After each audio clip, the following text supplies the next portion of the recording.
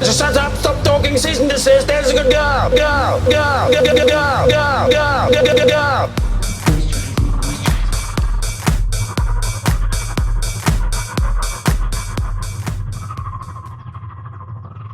Moisturize me, moisturize me. So, hello and welcome to episode 4 of Never Ever Eat Pears. I am Regan because I'm actually introducing myself this time because I didn't last time. And I am joined by... Peter. Yes! What's up? Welcome back for episode 4. Before we even get into the episode, there's something... Because once again, I've been indulging in Big Finish stuff. Excellent. And there's one that I've... a 3-part story that I've been indulging in that is... I can't even remember the name of the series, but it's a Rani focused one. Okay. And this is after the series has finished. I think also after Sarah Jane has passed, at least in terms of in universe. Yeah. And much like other Big Finish stuff, they always have like a little interview at the end with the cast and crew and stuff. And the actress who played Rani was saying that there was originally a story planned that's very similar in certain ways to the end of Bill's run with the 12th Doctor. And I just realized that's a huge spoiler for people watching along. I'm really, really sorry. don't Bill who? It's not a huge spoiler, but similar premise where in this episode of the Sarah Jane Adventures, it was going to be Clyde and Rani in a building that had its time was moving far faster than the time around it. Okay. And it sounded like once... I mean, the Sarah Jane Adventures does this brilliant thing where it just constantly is just so sad. Yep. Yep. And the whole thing is that Clyde and Rani grow old and they fall in love and have a kid. But when they undo this, it turns out that 20 minutes has passed in our real world and all of that is undone. So they then have to deal with the fact that they lost their child. Damn. And they are the only ones who can kind of mourn that because no one else is around who's experienced no one's gone through it. Yeah. It's huge. So I'm kind of glad in a way that we didn't, because once again, that would have been a hugely upsetting episode to see.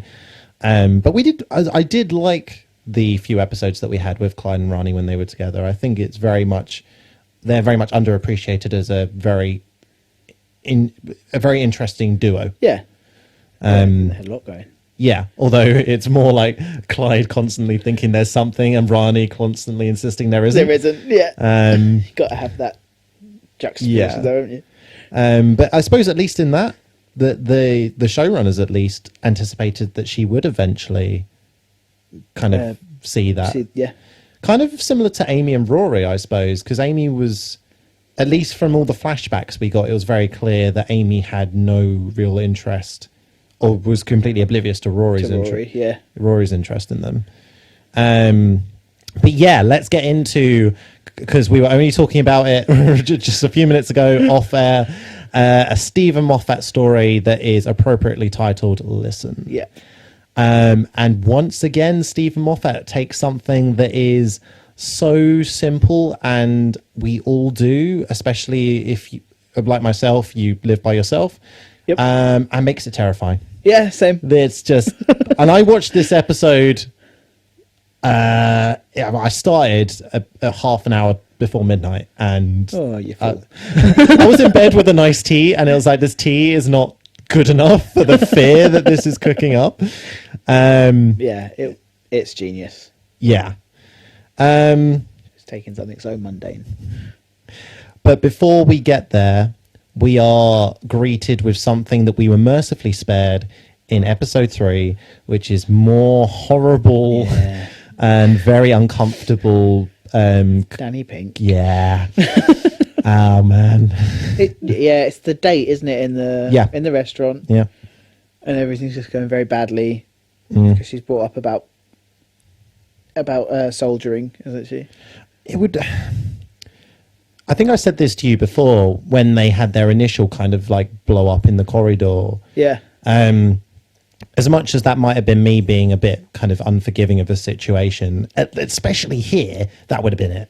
Yeah. That wouldn't have been like a go back or anything. That is, even if I got the wrong end of the stick, that is far too much awkwardness to go back into. Way too much. You'd just be like, okay, cool, we're done. Yeah, That's it. that's because if that's how it's going to be, and why is no one just talked about this? Yeah.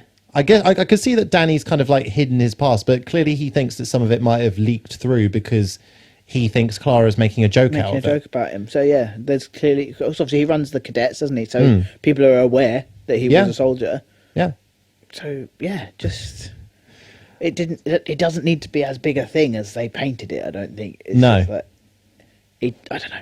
Needs to calm down. I don't see, and this, I'm not one who's very good at judging chemistry for myself, but also other people as well, hugely unaware.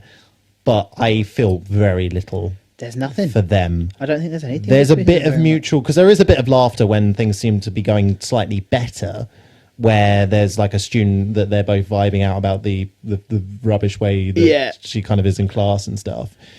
But apart from that, and it just feels like there's so very little. Everything just feels very awkward. But I suppose if you think about it, both of them are lying to each other to a degree. Yeah. And hiding things. I suppose. So they're never going to be completely true to each other until they sort that shit out. But yeah, it's just awkward as hell. Which I don't know. Is it the point, or was it just the way we received it? I don't know. Just at least at this point, because the beauty of also doing this rewatch, at least for me, where it's been, I don't know, good.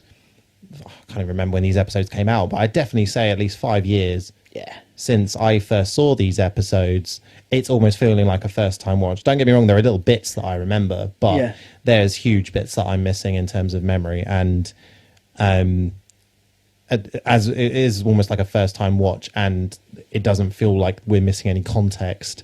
It's just these two aren't good together. The vibes just aren't there. No, at least for the time being. And we get immediately some terrifying stuff from the Doctor, where he's talking about everyone having the same nightmare. Yeah. Because we're led to believe that maybe he isn't alone on the TARDIS, even when he thinks he is. Yeah, because he's got his chalk and the chalkboard that just says "listen." But and then about that nightmare about people grabbing your feet, which is every kid's nightmare. Have you ever had that nightmare? Yeah. Really? Yeah. I think I might be yet to have it, because I don't know if it's. I'm not going to say I've never had it, because that would be like, and I somehow remember every nightmare I've ever had. No, yeah. But I'd like to think, because the way the Doctor describes it, it's kind of like you dream that you're waking up, and it's either that you're kind of slipping in and out of sleep, you're not quite awake, or this is the dream itself, and you dream that you're being like grabbed. Yeah. I'd like to think I'd remember that. Yeah. I think you probably would. It's very unsettling, but not, it's not exactly the same, but much similar. I think with mine, I hadn't got out of bed. Something came out and grabbed me. Beans. Yeah. That's horrible. It was pretty scary. But I think it's just such a common thing with the whole monster under your bed thing that I think quite a few people end up having. So kind of along the same vein, but really, really not. And I just like to tell this story because it's god awful. But I had an ex who I used to stay at their, I think it was their brother's place, and they as a family had a bunny rabbit. Bunny rabbits, side point to this side point, have the most terrifying skeleton of any animal in the animal kingdom. They're freaking awful. They don't look like they should be a rabbit. No, they look like they should be like some kind of curled up velociraptor. It's just nasty. But this particular rabbit was a nasty bastard anyway, which was quite fortunate for it because it also lived with a cat. Nice. And naturally the cat would go into like kind of stalking mode at some points, but then this bunny would just turn around and headbutt it. This bunny was having none of it. It was also named after, I don't know if you've come across the series, but I can't. No, there is a bunny called Bing. But it's like this weird kind of humanoid bunny that's a baby or a toddler, and its parental figure is this weird sock puppet thing. No idea. Oh, okay. And I always had it in my head that this sock puppet has like nefarious plans to weaponize these children. But yeah, but anyway, so side point. But this bunny was pitch black, much like the bunny rabbit in the show, and for whatever reason was allowed to free roam around the lounge during the night. Okay. And my partner at the time and I would be on the sofa bed, and I remember waking up and just feeling this thing bounce around the back of my head. Oh no. And I was told prior to going to sleep that Bing would probably be out and about and would just, which is a horrible thing. No, The rabbit should not be out and about at night. just put it in bed. Put it in a. yeah, put it in a different room. Yeah. Don't know. And I was mindful that I just shouldn't make any sudden movements because this bunny would just headbutt me. Oh my god. It was terrifying. I went into like full Dracula, Yeah. perfectly pencil line, and just stayed as still as I could while this Oh bunny my was just God. sniffing. But because it was pitch black, even though we had like this moonlight coming in, I could not see it. I just sensed that this thing was around me. It was horrible. Ooh, nope. So I suppose that's about as close as I've got to said nightmare. I think that's fair enough. I think I'd take the hand, to be honest, over Over the rabbit by your head. over the head-butting rabbit. So Clara finishes up with this catastrophic first date. We're yeah. assuming it is the first date because she says, "Oh, you know, the famous drinks," and Yeah. this is the first meetup. And the doctor continues to unintentionally slate her. Something about like Needing 3 mirrors. yeah, and also you know, why are you planning to go back out? You've already taken off your Take off makeup. your He's like, makeup, no, yeah. I haven't. She's literally been in the door 2 seconds. It's like, oh, maybe you missed a bit. Oh man, I also think Clara should have not maybe slapped him, but just gone for him a bit more than she has. She's Yeah. taken a lot of She this, takes a lot of shit a from this lot man. of this grief. Yeah. I don't know if she's still sitting in this is the kind of weird rebuild doctor moment that we've got from Matt Smith to Capaldi, but it does seem like she takes an awful lot. I think, yeah, she's trying to let him settle down a little bit, isn't she? Yeah. And is this the first introduction that we've had of the psychic circuit thing, the Jello? I'm not sure if we've had it in Matt Smith's run. Possibly. I feel like we did. I think possibly because the internals of the Tardis are very similar, aren't they, to Matt Smith's? Yeah. I don't remember them being used, but I haven't watched Matt Smith stuff for a while. No, that's fair. I was just curious. But Yeah. the general premise is that they can fly the TARDIS by thought. Yep. Which would have helped Rose a lot Oh, in yeah. the parting of the weights. Yeah, she wouldn't have had to have opened up the heart Open of the the TARDIS. bloody to heart of the TARDIS to become fly a it. god. She got to just stick to hands in the gunk. Yeah. Anyway. And she's kind of met by thoughts of the date and stuff, which Yeah, then the phone distracts- ring or something. Yeah. Yeah. Distracts her from what she's intending to do, which isn't the idea that she's going to go back down her timeline. To the point where she had the dream. Yeah. Yeah. But instead they land outside this ooky spooky kind of like children's home-esque. It may as well be from a book, like The Mist on the Ground. Yeah, kind of. literally. And there's one light on one of the top floors, and I think the doctor just wanders off and Clara's left standing there.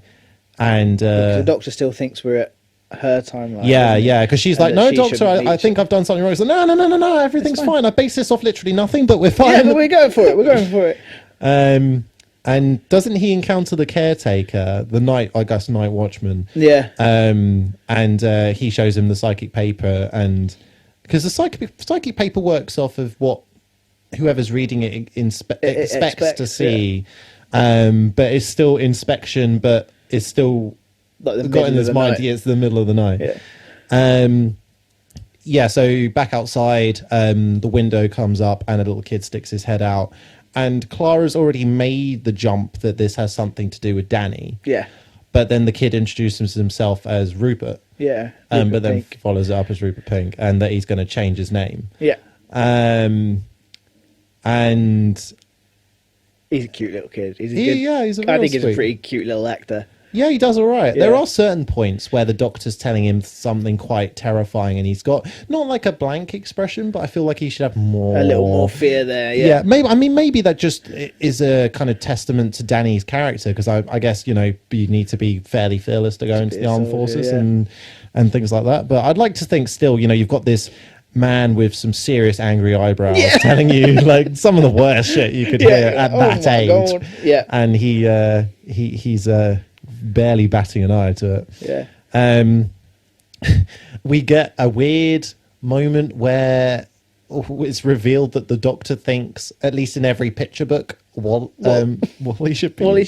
Should be in it. Yeah. And he's lost years of his life trying to find him in a book, which is very, a very Doctor thing, I think. Yeah, it takes something very literally. Something very literally, especially because he's incredibly autistic coded this incarnation very much. So, Do you think that's bled over from Matt Smith's? Because there's bits in there. I think, yeah. Yeah. But yeah, you got the dude on the bed. Yeah. Absolutely terrifying. Yeah, that's Moffat. It's proper creepy. It's horrible. It really, really is. Because so wait, isn't this Clara goes under the bed with Danny, with Rupert? Rupert Danny. Yeah. Rupert Danny. Yeah, there's nothing to be afraid of. And the bed just like the slats sinks. Saying, "Oh no!" It's so well done because like you can't, when you rewatch it, you can't even. Obviously, that's the point, but you can't see any feet or any being walking towards the bed. There's no shadow. There's no floorboard creak. It's just suddenly like. Yeah. Awful.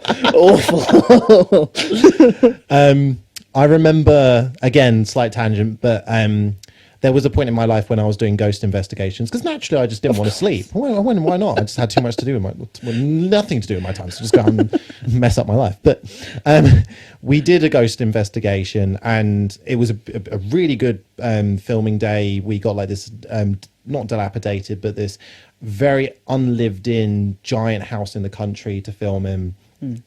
We got a quote unquote ghost investigator to come along, do an interview and stuff. And he said towards the end of the interview, we've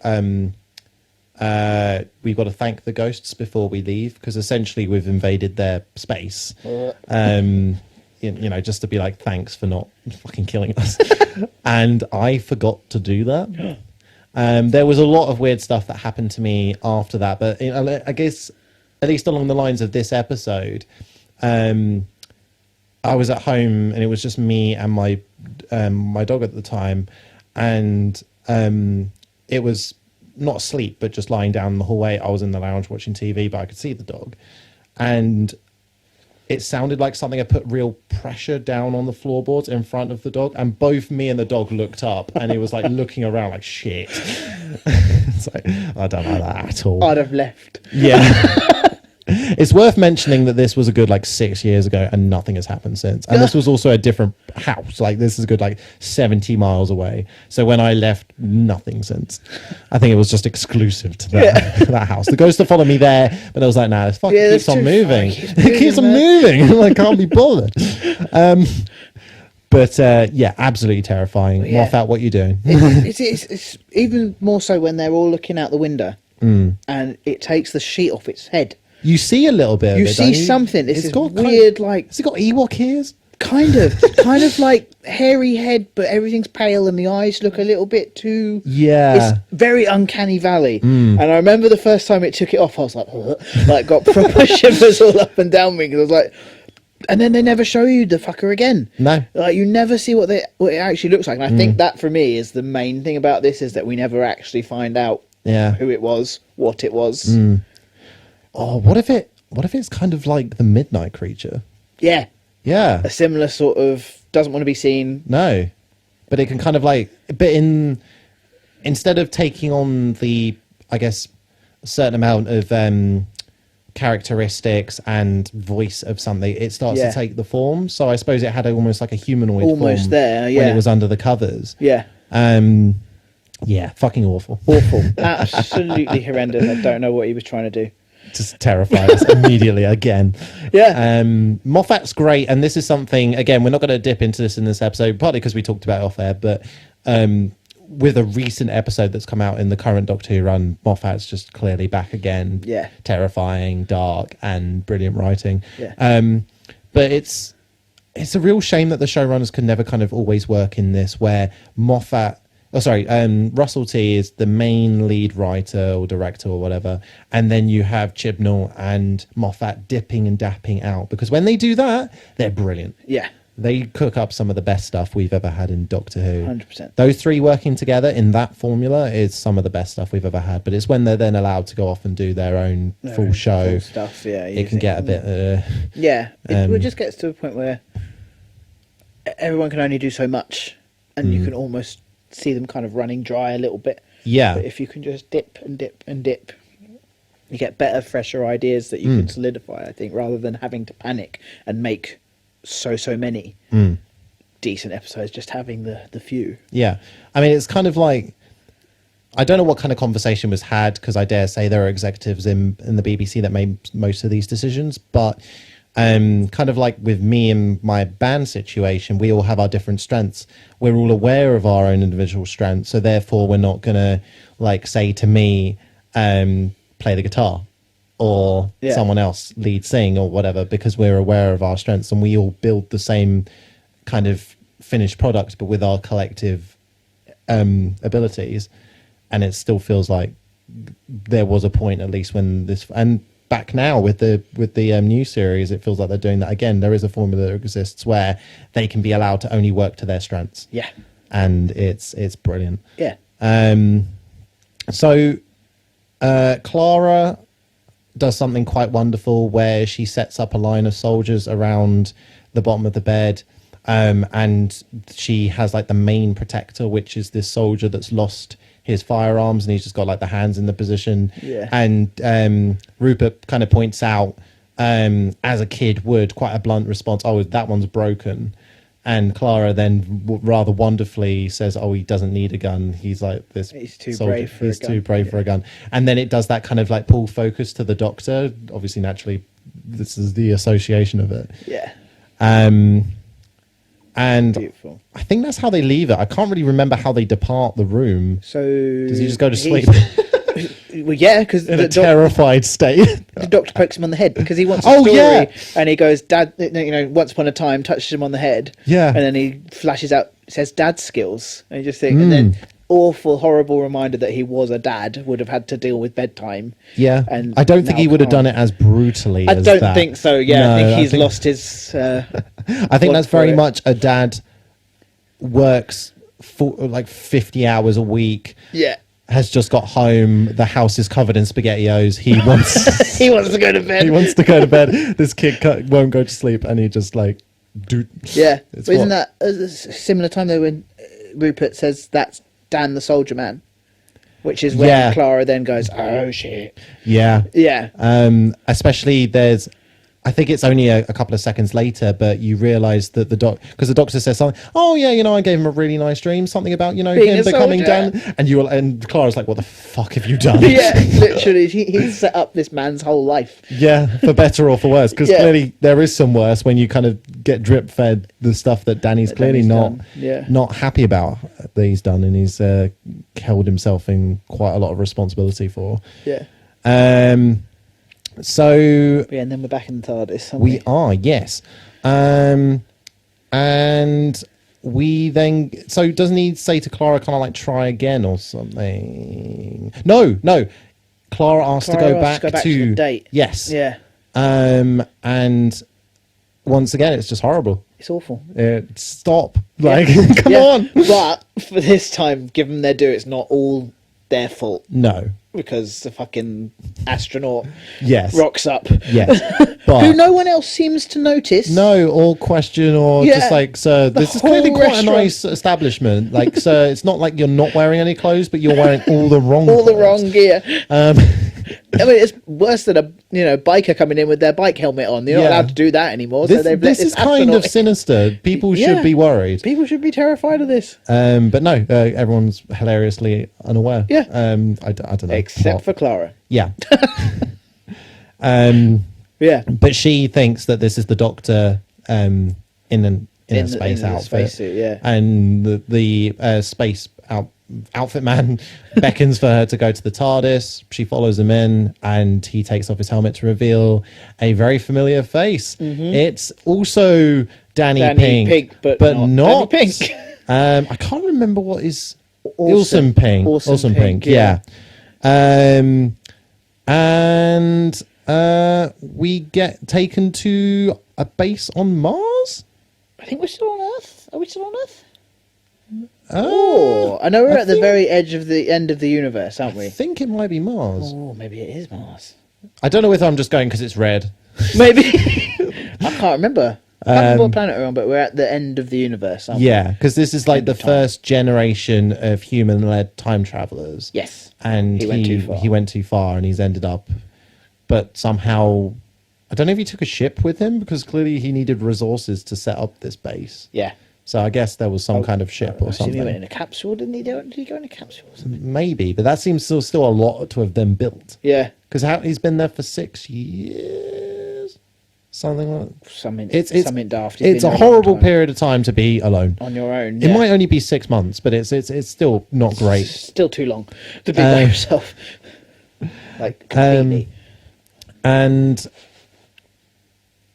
the idea, because this version of Danny is absolutely terrified of being left there for one more night. Yeah.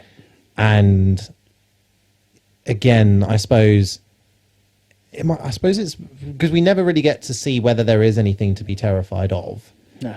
You do get the knocking, Yeah. which again is very Midnight-esque, Very. which again is another kind of connection that I Yeah. fell into. But I guess this could be in part to what his father or whoever told him about what happened that night with the thing. Yeah. And we also get the reveal that he's still carrying around the little soldier boy. soldier boy, which is Yeah. lovely. And also potentially knows who Clara is. Yes. Because he says possibly. it's a family heirloom Mm. and that she should have it. And she goes, no, I can't have it. It's a family heirloom. And he just kind of goes, yeah. Oh, okay, yeah, that does Like- make sense. Because I thought originally it was like, your priorities are really kind of skewed. Because it's like, you should be wanting to hang on to this. But this person that was... I know you're happy that you're seeing people after 6 months, 6 years, however many, but you still shouldn't just give that away. Yeah. Oh, okay, It's that like does... the way he says it, and he gives her this kind of look where he's like, I know. Yeah. Okay, cool. That's what I took from it. Yeah, no, Might that not- makes more might sense not be, than just but, yeah. giving it away. Yeah, here you go. And Awesome Pink is so eager to leave, and Clara follows him into the TARDIS, but the Doctor's not so keen to get out. He wants immediately. to know. He wants to know It's what. one of his mysteries that he hasn't solved yet. Isn't Yeah. it? He's like, And for whatever reason, he's like, "I'll just open up the bulkhead and." doesn't he not? Though he unlocks the door, Oh yeah, but and then then he's it like, starts turning by itself. "Yes," and he's still kind of like trying to rationalize it that this Yeah, is just he's like, like part of "This the is opening just- sequence. yeah. It's just air pressure or whatever. But then it's just kind of met by him nearly getting sucked out. Yeah, and then getting knocked out. So again, that's what kind of made me think it was at least a different planet. Yeah, if he's getting Yeah, I mean, I suppose maybe the Earth loses its atmosphere or whatever, but it does feel like there's. might be a different planet. Yeah. He gets knocked out and then brought back round. Doesn't he just blurt out some random shit? Does he say something I about can some quote it for you. Yes. Yes, brilliant. Do it. Yes. Sontarans perverting the course of human history, Yes. which he then like brings out at the end of his run Ooh. as well. That like Little comes bit back. of sizzle. Yeah. That's brilliant. He comes round, Mm. but he comes round because Clara's tried to fly the TARDIS again, didn't she? She sticks her hands back in the jello, Yes. and we end up in the barn.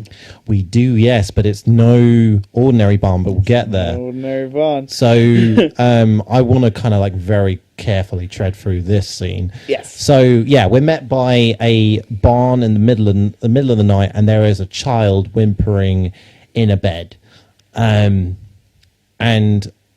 I don't know whether this is a logical jump that Clara makes, because she thinks it's She Danny. thinks it's Danny, yeah. Why? I think she was trying to go back to Danny. Okay, but doesn't she think, Danny, why you in barn? I don't know. Does she realise it's a barn? Well, Is she- it supposed to be too dark for her to see it's a barn? I don't know. I mean, it's definitely different to, because it's got like a series of steps. This Yeah, bed she area is literally higher up. Goes than- up into the roof of a barn. Yeah. I don't know. I think she's just, Maybe she's just kind of like focused on this crying child and hasn't taken time It's to just look around. plot. Yeah. I could probably know, actually. forgive. I hadn't even, really even thought about that. I mean, yeah, I could probably forgive it just being like she thinks that she's heading to this, so she has real faith from the journey that they've just made that they will be there, something to do with that. Yeah. So that's the child. And she kind of goes over to the child and starts trying to comfort him. But then there's like a latch that goes on the door and she zips under the bed. Yeah, because, again, logic. And I suppose, again, this is kind of drip fed because we have what sounds like at least a parental figure or figures come in and say, you know, why doesn't he come back to the house? Yeah, with the other boys. With the other boys and stuff. So it still kind of hints that this is the child's home or the boys' home or whatever. Like an orphanage, yeah. And doesn't the female voice say something like He doesn't want to be a soldier. doesn't want to be a soldier, and then that's immediately followed by the male voice saying, well, yeah, but he'll never make a Time Lord. Yeah. Oh. He's never going to the academy, is he? Yeah. Oh. And then there's that whole, like, Clara's eyes go wide and it's like, yeah. dum. Yeah. This huge moment. And I can't remember what kind of gets the kid to come out of bed. Doctor shouts for Clara from the Tardis. Ah, okay. Yeah. And yeah, so he hears the voice again and yeah. And then Clara just instinctively reaches out and grabs him the and ankle. is the crux, the reason why That nightmare exists. Yeah. It's brilliant, especially when literally the second she grabs it, her face changes and she knows. She knows what she's done. She realises straight away what she's done. She's like, oh, how do I fix this? I can't, so I'm just going to roll with it. I thought it was a really lovely bit. I think it was a lovely bit where the soundtrack really enhanced it as well. I was like, whoa. I don't know if this is still Murray Gold doing the soundtrack. Is it still Murray Gold? Yeah. Oh, that, Genius. This is, but I want to talk about it. Did you see the Murray Gold cameo in? I didn't. He's in the Devil's Chord. He's in the dance sequence at the end. Oh, no way. Playing one of the instruments. Oh, brilliant. Yeah. That was really fun to see. I'm still waiting for him to release I'm still waiting for him to release everything. everything. Like, I've got Capaldi's second season, but I need his third season. Yeah. Murray Gold, come on, So bring it out. as an appropriate tangent, at least, is there a piece of Murray Gold music? It doesn't have to just be Capaldi's era, anything, just a single piece of music that you would want officially released that Murray Gold has done. I know exactly what my answer is to this. I do as well, but I can't remember the name of the track. Okay, which episode? God, it's the one where we're talking Matt Smith era. Okay. He's found Amy. Amy's got the baby, and then it's revealed that the baby is goo. Oh, okay, And yeah, there's yeah. this beautiful piano bit. It's like, and I just love it when River's reading the name on the cot as well, and you know the leaf. There's this beautiful, like, really slow piano piece of music. And I can't find it. I can't hear it on any part of that track, and I need it. But yeah, you. I think the one that comes to mind immediately is the piece of music that's used when the children are attempting to break the Scasis paradigm in School Reunion. Oh, that's a good. That absolutely bit. thumps. It's That's so good. Yes. And it's a real shame that we'll probably never see it again, because even if we have a Krillitane episode, they probably won't bring anything about that back, because that was the Scasis paradigm as opposed to the Krillitanes. Yeah. But then that's quickly followed up by the piece of music that they use during the point when the Master's being revealed as Dr. Yana. Oh, yeah. It's kind of a bit of the Future Kind and a bit of the Doctor's, but it's all kind of molded together, and it's just wonderfully. Oh, it's so good. Also, it's already been released, but I like for the Doctor's War speech in the Zygons.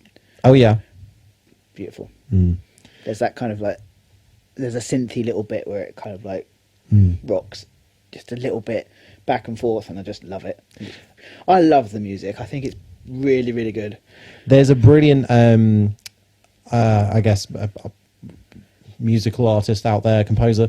If you want, I'll send you the link to some of his stuff, because he's recreated some of the most iconic bits of music that have never been released. But so you don't have any like background audio. Noise, yeah. And the two that come to mind is the Sontaran stratagem, when it's the very end of that first parter, when Will's stuck in the car and they're letting off the Atmos devices and stuff like that. Yes. And it thumps. It's so good.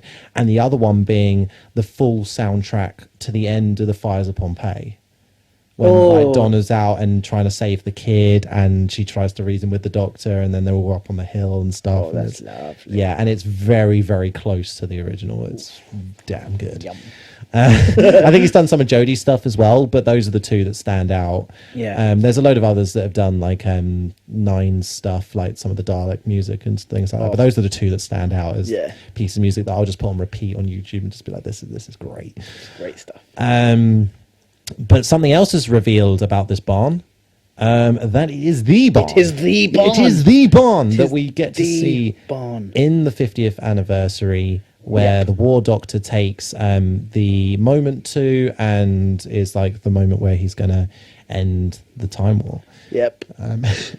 Doesn't Clara say something? She does say something about it. One day you'll come back to this barn and you'll be very afraid. Yeah. Yeah. And then we have a lovely shot of John Hurt standing in front of the barn. Yeah, we do. And that's probably something quite huge for a kid to hear. That's probably already quite terrified. Like, you're going to be back to this barn. Is that comforting? You're going to be even more scared than you are right now. And you'll be older than you are now, so it's going to be even bigger. Yeah, I know, because she gives the same sort of... She gives pretty much the same fear speech that he gives to Rupert Pink. Like the superpower vibe, and but I don't know if much of what she says is particularly comforting to this poor lad. No, I know it's played off like it should be, but it doesn't, in words, it doesn't seem. No, I don't know, but it's still a lovely callback to the 50th anniversary, which I suppose isn't that far back. It's not far back from that, is it? No, that leads into Matt Smith's last episode. Yeah. But then, like, while she's, does she hug him?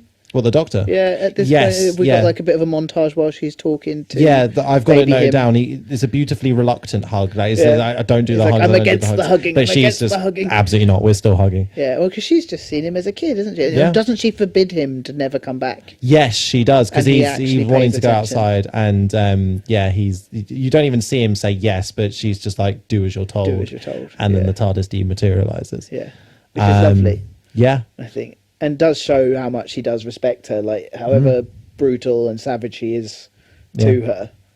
It's a really nice bit of respect. I think it works really well. This is a good bit. We get her overstep the mark later in the series, but this is a good bit where the companion kind of takes ownership of the situation and makes the right call. Yeah. Yeah, definitely. But I think it's lovely. We'll get there where she oversteps the mark. Oversteps many marks. And I've got the quote of this episode being, and I think you kind of hinted at it just now, fear can bring people together, fear can bring you home.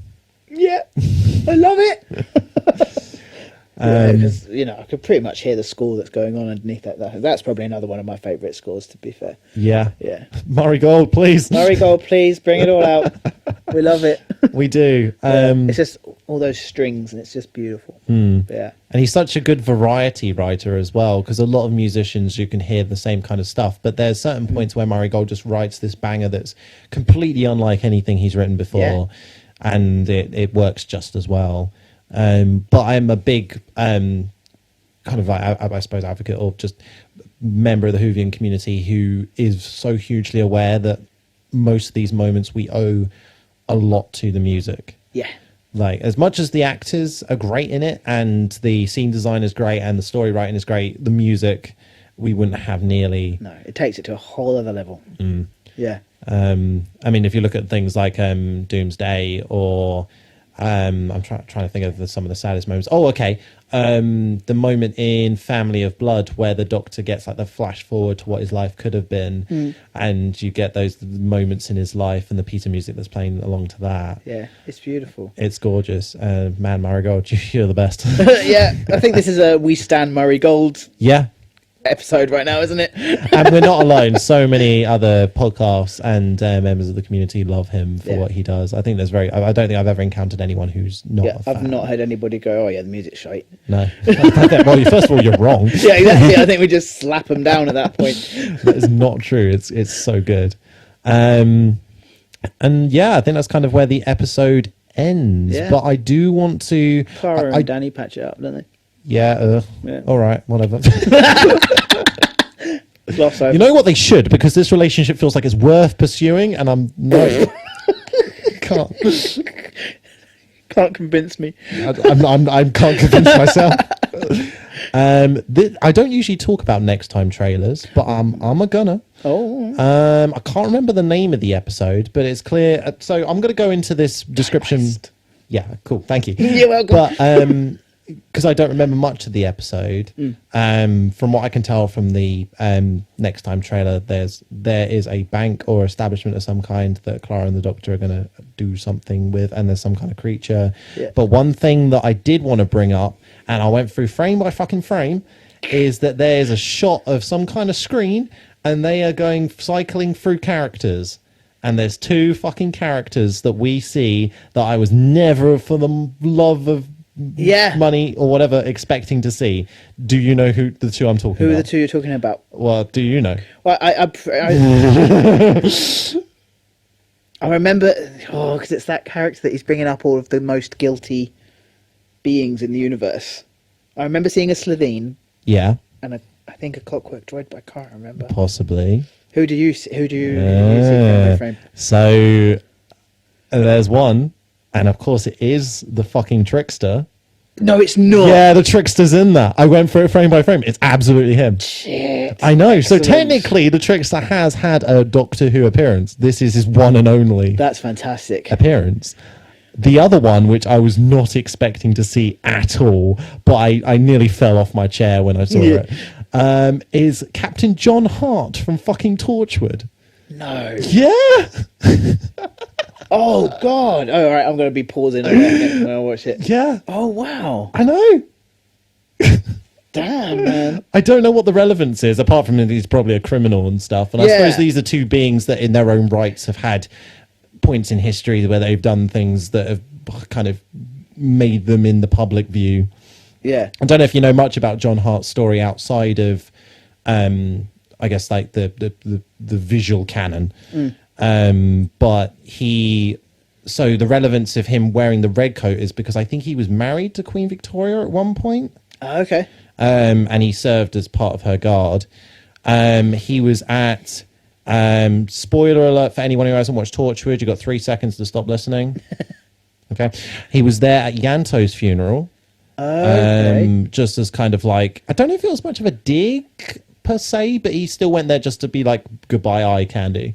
Like he wasn't really being mournful. He was just there so he could say it again. No. But in a parallel universe, where I can't remember if he killed the Torchwood team or they just died. I can't remember what happened there, but he essentially took their place. And when the 456 came along, he gave them the 10%. Oh, damn. That's why he's on that then. Yeah. Shit. Yeah, John Hart's done some stuff, but he is still one of my favourite characters in Torchwood. I love the just the raw feeling that there's some serious history between him and Jack. Yes. And I want to see so much more about the Time Academy or whatever that was that he was a part of. Yeah, that would have been really cool to see. I dare say there's some comics out there, probably some Big Finish stuff as well. But yeah, almost undoubtedly. Yeah, 'cause that is something that I cannot wait for. So again, we are dating this. I'm sorry, but it's so good we can't not talk about it. I don't know if you caught on. There's a very quick throwaway line in The Devil's Cord. To give some context for those who don't use episode names, this is episode 2 of the new series, where the Doctor's returning to Ruby's time and he wants a date, and Ruby says like June or July.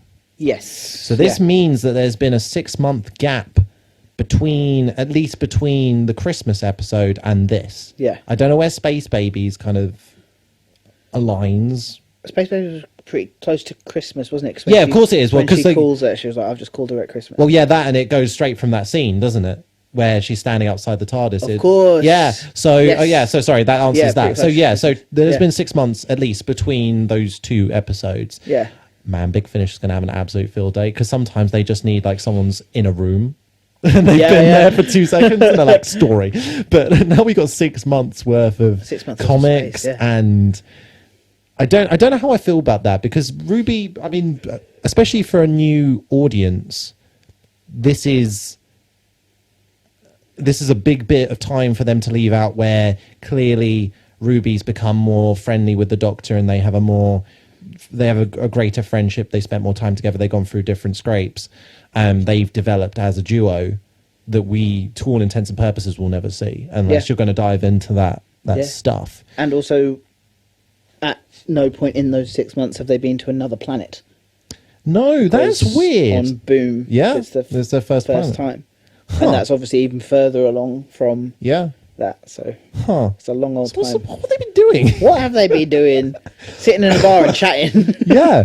Maybe. I mean, maybe the Doctor was just like, yeah, I just I fancy need a break. fancy going for a bar crawl, 6-month bar crawl. But yeah, There's a lot of spare time. yeah. But yeah, so this has been Listen, and it has been probably my favourite Yeah, I out think. of the 4. Yeah, from at this point in his era, this was my favourite for sure. We've had nothing on the Promised Lands, and again, no kind of like person being transported there. But I suppose technically no one died in this episode. No one died. No. Which is unusual for Doctor Who, but Yeah. it's not unusual for the Jodie series because I think towards her end, very few people died. No, Yeah. but at least in terms of Doctor Who stuff, it's unusual to have an episode where no one dies. But it's replaced by just terrifying moment after terrifying moment. Yeah, the fact that we never find out what it is or if those things actually ever existed, upsetting for me. I need closure. maybe we'll get it. We're never getting it. Oh come on, there's got to be something. There's no closure.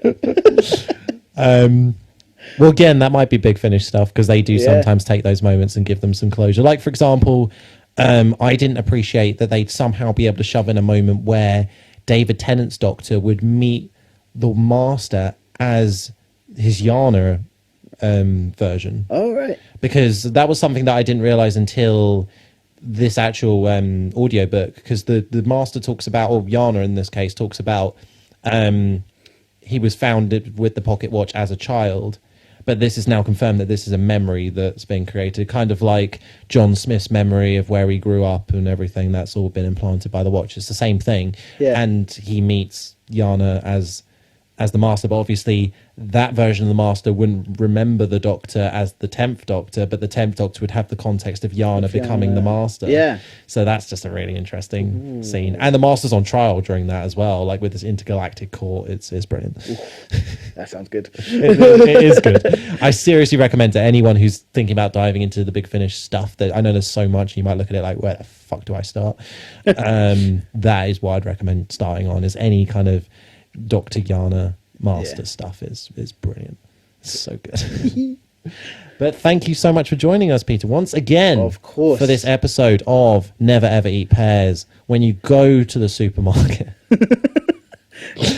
Just ignore the fruit aisle completely. Yeah, It's the because they'll safest find a way into your Yeah. basket. They're tricksy little bastards. They'll find a way in. Don't know why I'm depicting them as like this kind of zombie-esque thing. They'll find a way into your house. They're like digging through the floorboards or whatever. But thank you so very much for listening. If you have any comments, do throw them in the comments section. As I understand it, we are still only on Spotify and YouTube. Boost it. If you can, share it. If you know anyone out Please there do. who likes Docky Who and doesn't mind starting a podcast with the 12th Doctor. You know, it's a bit of fun. It's so lovely to rewatch this and also have a wonderful friend to explore this with, Oh, I'm having a because great time. it's, oh man, Doctor Who. For me, there's a 50-50 split between enjoyment of the property itself and those who you watch it with. Yeah. I don't know if you're having the same kind of experience with the new series, but at least With the first 2 episodes, we all got together as a friends group, and like we watched those and we reacted to it, and we did a very drunk recording of it. Excellent. Which we will release at some point. But it's a wonderful way to kind of bring people together, and let's just hope that it continues to do it, and we continue to speculate and see what the future holds for this beautifully little grubby show. But until the next time, you have been wonderful listening to us. We are flying into time and space. We will see you guys next time. Bye.